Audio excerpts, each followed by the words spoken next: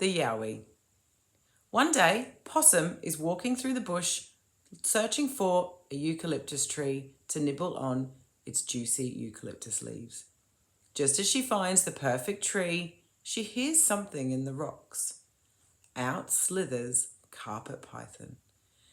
As Carpet Python spots Possum, she thinks, possum pie for lunch. Possum, come and have lunch with me, hisses Carpet Python. No thank you, says the possum. I'm off to see the Yowie for lunch. The Yowie? Exclaimed Carpet Python. Yeah, the Yowie. Haven't you heard of him? Can't you see those big footprints on the ground? He's on his way home to make us Python pie. Python pie, exclaims the Carpet Python. I'm out of here. And off Carpet Python slithers. Possum takes a deep breath, puffs out her chest, and giggles to herself. If only Carpet Python knew my Yowie story wasn't true. Possum walks on in search of a lily-pilly tree and its berries.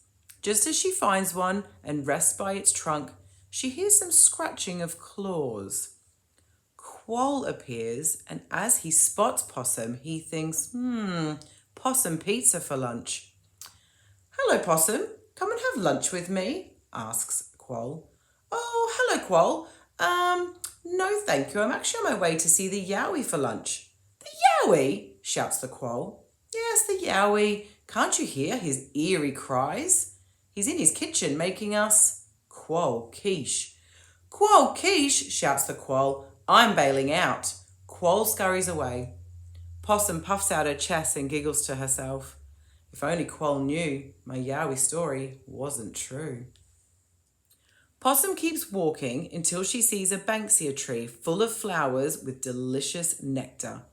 Just as she plucks one from the branch, she hears the flicking of Goanna's tail against the ground. As he approaches, he thinks about possum pancakes for lunch. Hello, Possum. Come and have lunch with me, he asks. Oh, no thank you, Goanna. I'm off to see the Yowie. The Yowie, says Goanna. Yes, the Yowie, you know him. He's big and hairy and he's got ape-like features. He's making us Goanna granola for lunch. Eek, Goanna granola. I'm off like a bucket of prawns in the sun, shouts Goanna, and he scurries away. Possum puffs out her chest and giggles to herself. If only Goanna knew my Yowie story wasn't true. As Possum continues her search for bush tucker, suddenly a shadow looms upon her. She looks down. Who is this creature with big, hairy feet and ape-like features, making eerie cries? I thought I knew my Yowie story wasn't true, she whispers to herself. Possum, growls Yowie, just who I've been looking for. I feel like some possum porridge. Possum takes a deep breath and puffs out her chest. Excuse me, questions Possum. You can't eat me. All of the animals are terrified of me. The Yowie laughs and smirks. Yeah, right. Let's go for a little walk and see before I take a bite.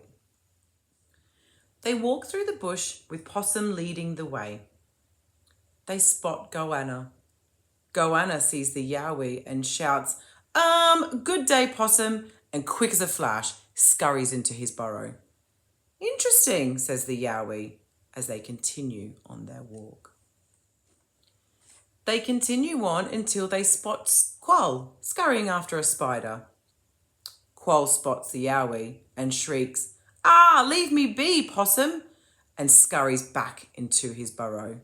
Strange, says the Yowie, and they continue their walk. They continue on their walk until they spot Carpet Python basking in the sun on some rocks. Carpet Python opens one eye, spots the Yowie, and says, not today, and she slithers into one of the rock crevices. Says the Yowie, a little worried. See, said Possum, I told you so. Now, after all that walking, I'm feeling a little bit hungry. I think it's time for some Yowie yogurt. Yowie yogurt, shouts the Yowie. I don't think so. And quick as a flash, he runs away.